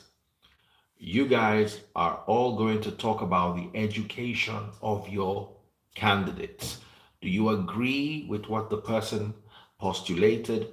Do you think there are things they left out? Do you think there are mistakes they made? I'm handing over to you guys, but not before I say a big thank you to Ola OJ, who just vexed and bought another 1,000 stars, currently keeping him on the top of the ranks for today. He is the highest star buyer with 7,400 stars. Thank you so much, Ola OJ, and over to the rest of you guys. Thank you. So that's Bill's 5 minute time limit. So I just See, I'm struggling to understand what you're saying about Atiwaju. Please, can you first of all tell us which Atiwaju? Because there are too many Atiwajus. What is the date of birth of the Atiwaju? Because if I'm in the UK and when the police stop you, they want to get your name and date of birth. Make sure you are the right person they are looking for to distinguish you from many people. So which Atiwaju are you listing all these qualifications? Because from my understanding, the man is struggling. I think President Kayamo said he went to home training. If you go to home training, I don't know. I know that you can do home training as for exams, but all these things you are listing today, are you in consonance with your spokesperson, your official spokesperson of the APC? Because I think there is contradiction in your submissions. So if I believe you sounded very intelligent, sir, and I appreciate that. But you saying that what is Ashwaju is a title, not his name. So whoever is Ashwaju that you know also, that does not have anything to do with the qualification. His name is Bola Ahmed. Also, he was born in 1952, March 29. So that is his date of birth. If you have a problem with that, you can go ask where they're born at. That is, I can't help you with that one. Now, you mentioned all this certification that Obi has. And we know that certification, you can go in 2 days for less certification. You just rush us with certification. And you forgot to tell us that Obi spent almost 10 years in university before he graduated. And, so why will you leave that out and talk about all this certification and they can't. I just tire for you. So, my brother, if you think that the qualification of Tinubu is wrong, you are entitled to that. That is your opinion. But based on facts, most people have contacted Chicago State University. Most people have contacted the Richard Denny Community College, and he has been confirmed to have gone to this school and has passed out of that school with flying colors. So I don't know how you can compare Obi to Tinubu in any ramification. The Oga passed Oga, in that level. Now. It's not by saying it. I'm going with what your official APC spokesman said on national TV on channels, to be precise. He said Tinubu went on home training. So I want to confirm all these things you were listing. And again, if you go on Wikipedia was changed before. It was addicted. So the president had it that it was something years. So please, you guys need to go back and do your homework and come back and tell us which Atiwaju Bola Ahmed Tinubu are we talking? Like you said, Atiwaju is a title. So maybe they are different. I know there was one boy that came here, he said was Atiwaju as well. So which one are we talking about? Let us get the facts right, so we can know what we are deliberating. It seems like we are talking about multiple people here. Like I said, thank God we know who I am talking about. Unfortunately, you don't even know who you are talking about. Because if you know who you are talking about, you won't mention all the certificate and forget the one that really matters to people. But the truth is that Obi realized that he could not use the certificate to get work, and he decided to be a trader. And that's fine. There's nothing wrong with that. He made money out of it, and he still did very well. And I respect him for what he has done. But don't come and camouflage him as an intelligent, super intelligent man that lies every day. He will say verified, they find that it's wrong. He say verified, they verify, it's nice that it's wrong. So we cannot even, his veracity is so questioned that you wonder whether he actually went to school. Now, you can say all you want about whether Tinubu is the person I'm talking about or not. But if you know research, please, you can go Google it. It's out there. We have documentaries of it. He has his website where he puts it out there. Don't rely. No, he doesn't need to give me all these things. I'm not even concerned. I don't even need to see. He should just go and submit it to INEC. Just go and submit it to INEC. Because he knows INEC that the army went and stole it. The stories are so inconsistent with you actually giving up. But what I want to address here is that, listen, you see, even there in the UK, the Prime Minister that went to an Ivy League school, of course, as intelligent as they is, had to resign. Do you know why? Because intelligence or going to school does not translate to integrity. You don't get integrity from university. You don't get integrity and competence from school. So even if it's fire brain or it's intelligent or super intelligent, the most important thing is that we have a man that is more competent, that has integrity, and that's what the people are looking for. We have intelligent criminals, we have people that we know that are probably intelligent, but they come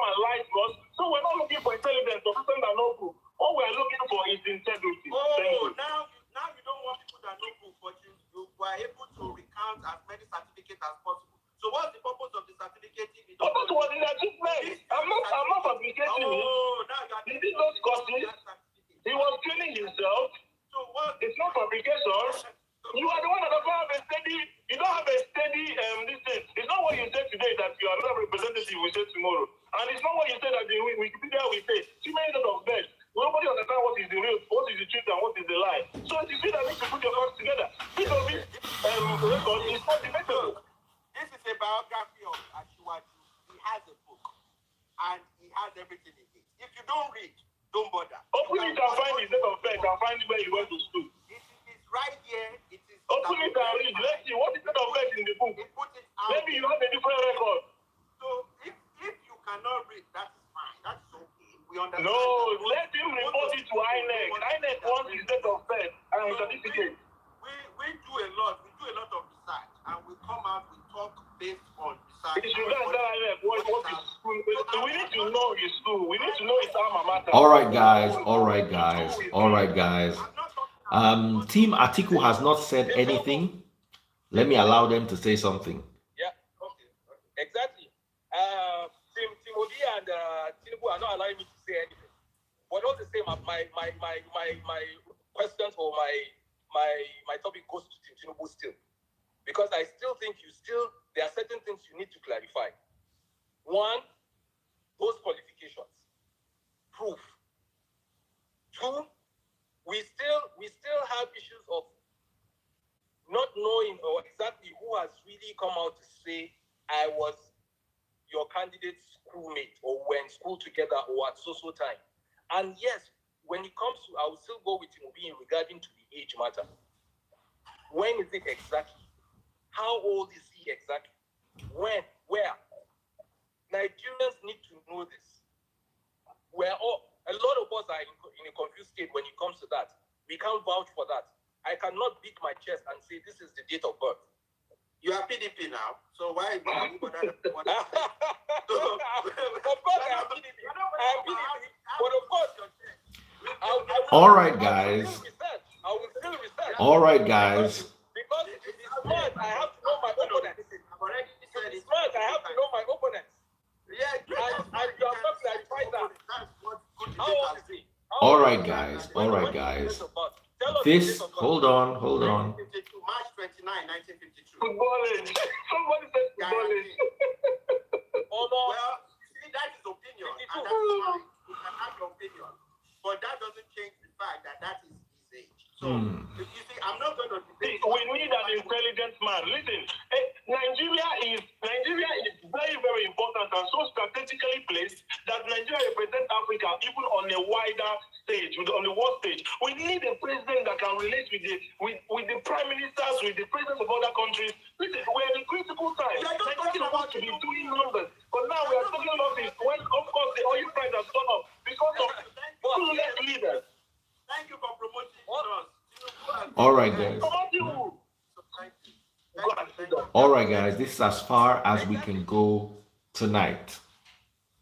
I'm going to close Star Wars in the next 2 minutes. Thank you all for joining the debate. I must commend you all. This was one of the best debates we've ever had. Everything went smoothly. Nobody fought against each other. So, once again, Star Wars are closing in 1 minute.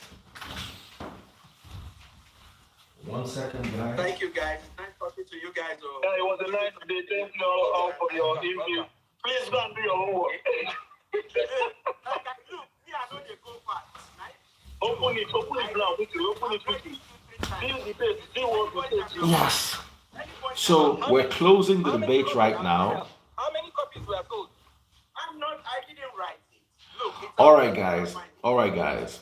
Look, it's your candidate. We just want to know how many copies were sold. All right, guys. I know you guys can continue this debate forever, all right, bye-bye. but I think this is where it draws to an end. It was a beautiful debate. I enjoyed the fact that everyone was civil, even though shots were fired at each other's teammates. I appreciate that. Star Wars is going on quite well. JK Studio Pictures sent 350 stars. Thank you so much. Falade Dotman sent 1,000 stars. Thank you so much. Also, we have Michael Ayomide also sent 500 stars. Thank you so much. Wow. And 100 stars from Mike Nwe Emeka Jr. People are jumping in. It's a little late. Maybe we should play a bit of Star Wars so everybody's tension can calm down, guys. Closing statement. Right now, to be honest, Team Daddy Freeze is We have leading. closing statements. Okay, Supposed to have closing statements. so closing statement. How many minutes each? 3 minutes. All right, 3 minutes closing statements each. Have you tried Taste Buds food? Taste Buds food is one of the best foods in Nigeria, but only deliverable within Lagos. Taste Buds food is available in bowls. She doesn't do plates. You can't buy a plate of food, but you can buy a 2.5 liter bowl or a 5 liter bowl. Um, Try everything from seafood oha to seafood okra or afang, edikai kong, pepper soup. Everything's available with between 20K and about 50K, you can get something quite nice. So why don't you try it out? The number is +234 909 644 8433. I'll take that number again, +234 909 644 8433. I will pin it down there. In the meantime, I said I was going to talk about the stars. Team Atiku is currently leading with 6,230 stars. This is among the teams. However, Team Tinubu is second to Team Atiku today, but number one, the highest star buyer, is a gentleman called Ola OJ. Ola OJ is not belonging to any team. This is just him playing Daddy Freeze all the way, supporting me. Big shout out to him, the biggest star buyer. Big shout out to him, currently leading. But if we were to count the teams, Team Atiku can actually jump in and actually win this one because they're very close. Team Tinubu also did quite well initially, but at the end of the day, they ended up not achieving much. But Team Peter Obi, who started with the lead, is now relegated to the third position. This has nothing to do with the debate, just the Star Wars. You know, we play Star Wars every day, and team members like to show support for their team and, of course, for Daddy Free. So, closing remarks. Here are your closing remarks. Starting with Team Tinubu, Team Obi, and then Team Atiku. 3, 2, 1. Let's do this. Thank you. In the Vanguard newspaper of 2017, Ashua just said, we need to sum up love for our Nigerian fellow brothers, our fellow Nigerian brothers, because that is the only way to achieve a unified Nigeria. And that is based on his philosophy of a true federalism, restructuring to the extent that all the local system of government will be managed by the state and local government, and the bigger, broader matters like defense and economy could be managed at the central. In that vein, in his desire to effectuate that, he has proposed a 6 geopolitical management agency to build infrastructure at the same path with every other geopolitical zone. He knows that to go through the process of constitutional amendment is going to take a while, but he has the vision that if there is a 6 geopolitical agencies, there can be a simultaneous development of each of all 6 geopolitical zones at the same time. This is a man of vision. This is a man who brings the smartest people on the stage and he mentors them to do the right thing. We have seen many of them. And he's also a practicing federal character person.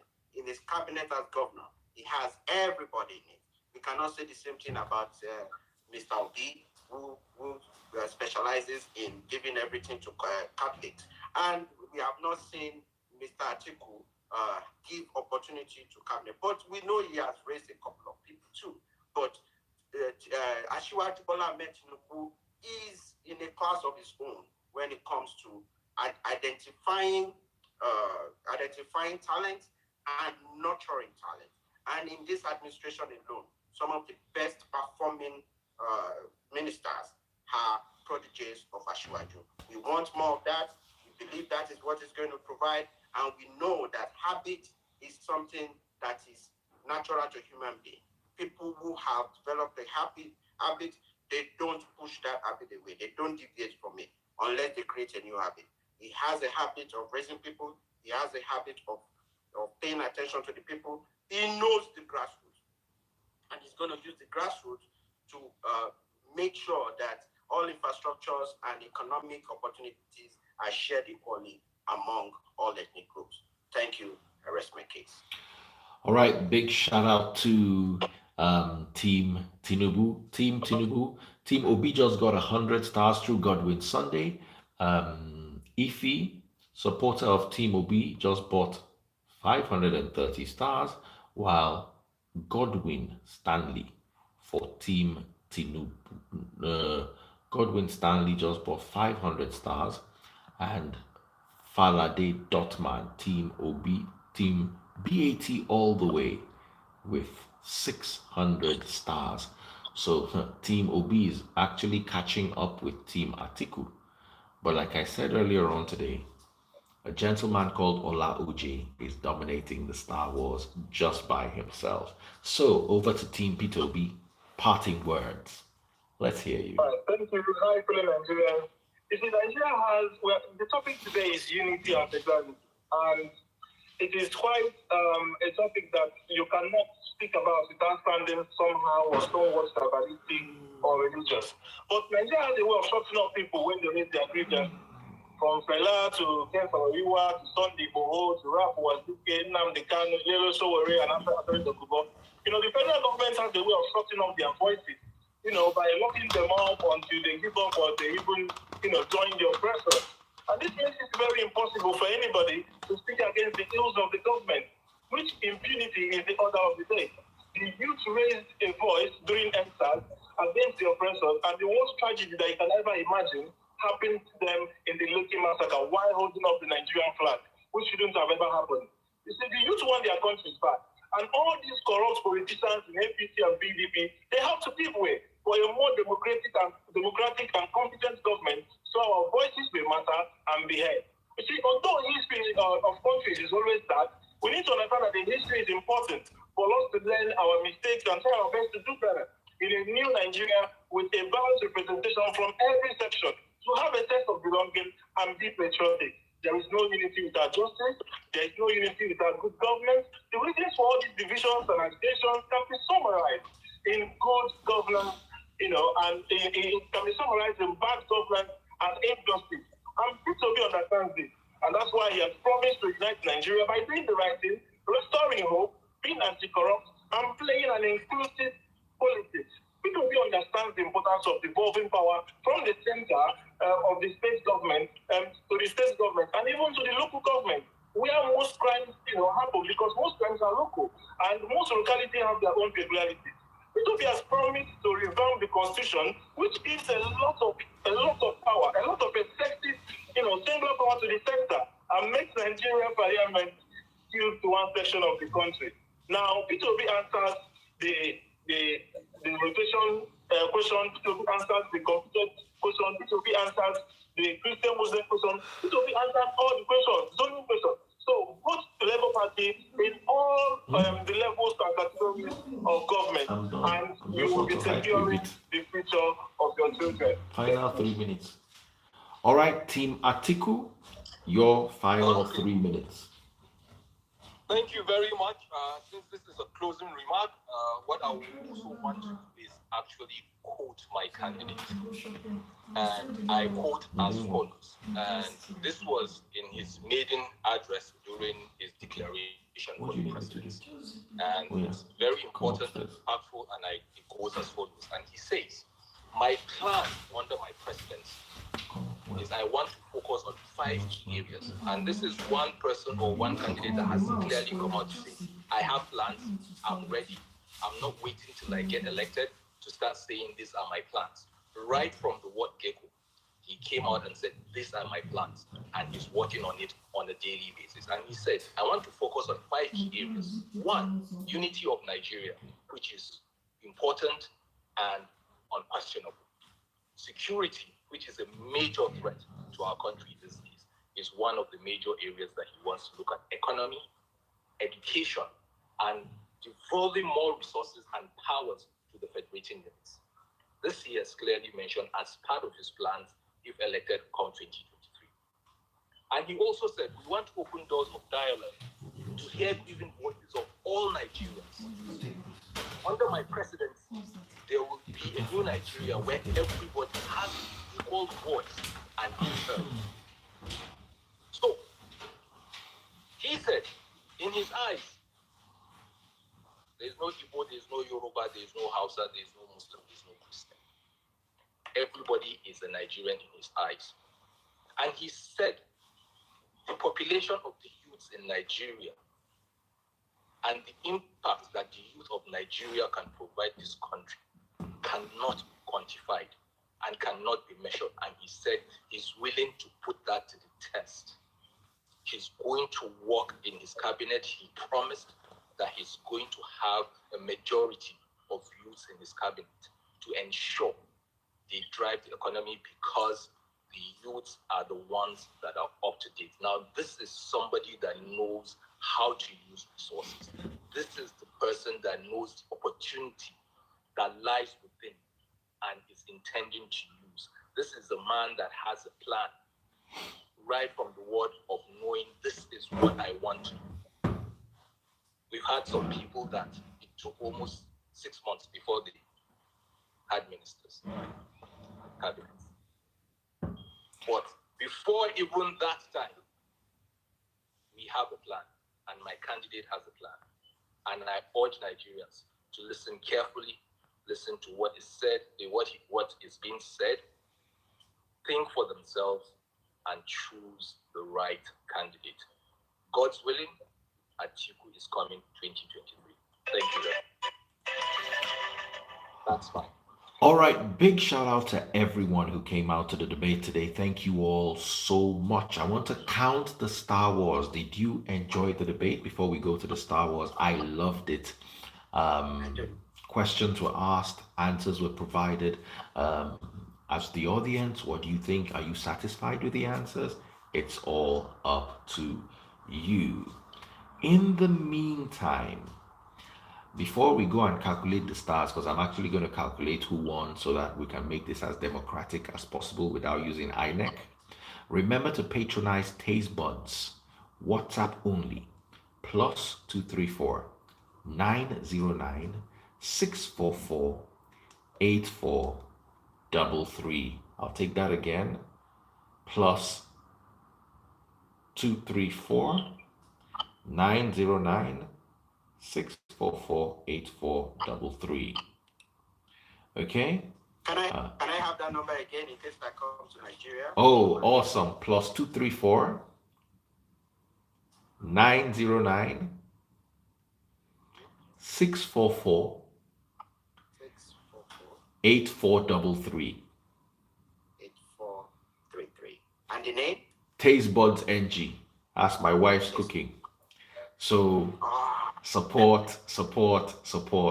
She has helped. Look at, she made sure I'm comfortable tonight to do this debate or to host this debate, and that has been so awesome. She sells food in bowls, 2-liter bowls and 5-liter bowls, and she also caters to weddings, office meetings, anything you have. She can deliver food in packages. Awesome, delicious, yummy food, the best I've ever had in the whole world.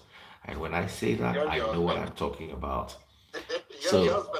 So check that out. Once again, the number is WhatsApp only, plus 234 909 644 8433.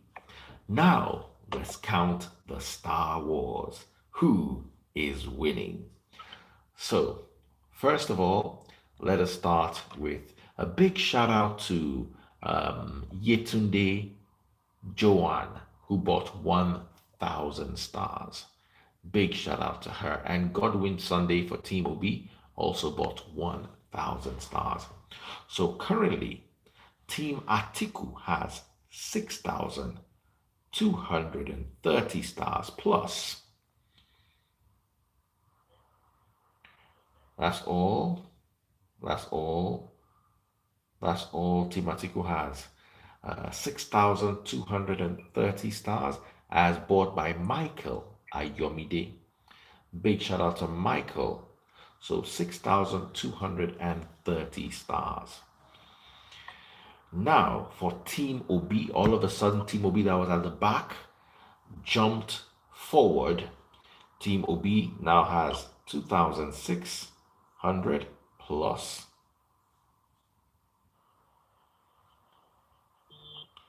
Plus, I'm sure OB people are happy now.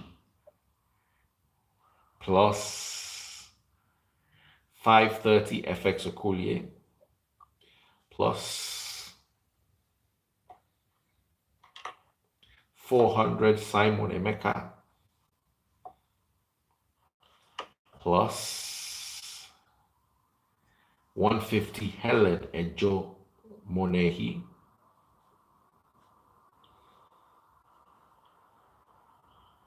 And 100 Nee Colson.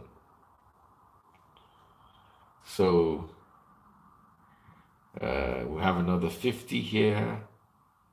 So currently Team OB is coming third. Well, while I'm counting the scores, some magic might happen. Who knows? So Team Atiku has 6,230 stars, while Team OB has 3,830 stars. So Team Atiku is in front of Team OB, but what about Team Tinubu? Let's count and see, ladies and gentlemen. So let us start with 1,200 for Team Ashiwaju. That's from Yetunde Shakira.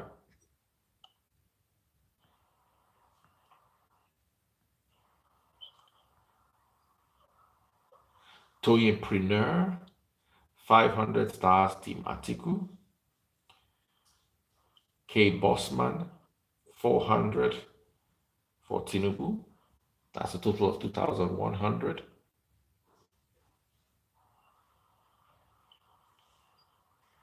So, right now, ladies and gentlemen, Team Tinubu is coming third. Team Atiku is leading, and Team P2B is second. Thank you all so much. That's the Star Wars, but I need to shout out to the greatest star buyer of today. Ladies and gentlemen, a man called Ola Uj. He single-handedly bought 7,400 stars, and he's not supporting any team. He just said Team Daddy Freeze. Thank you for your love and support, Ola Uj. Thank you, Team Ashiwaju. I'm going to greet you guys in the order in which you came. Team Ashiwaju, thank you so much. You guys have done an amazing job. We enjoyed you on the debate. Team Peter Obi, all the hard work, all the love, and the great debate. Thank you so much. And also the articulated Team Atiku Abubakar. Thank you for your time. Your fans are going to debate and discuss among themselves, but I want to warn you, the debate has not officially started. We are going into the campaign proper. There will be so much more to talk about. I'm sorry I can't shout like I normally do because I'm in a faraway country. But remember, 1 week from now, God willing, I am hoping we'll be having this way back home in Nigeria where I can raise my voice properly. Ladies and gentlemen, boys and girls, Clash of the Supporters. Today we discussed education and we discussed how they made their money. If you missed it, you can watch the replay. Take care and God bless. Thank you. Bye. All right, guys. Yeah. Thank you, Lovely guys. evening. Thank you. Thank you. Yeah, nice debating with you guys. Nice one. Yeah.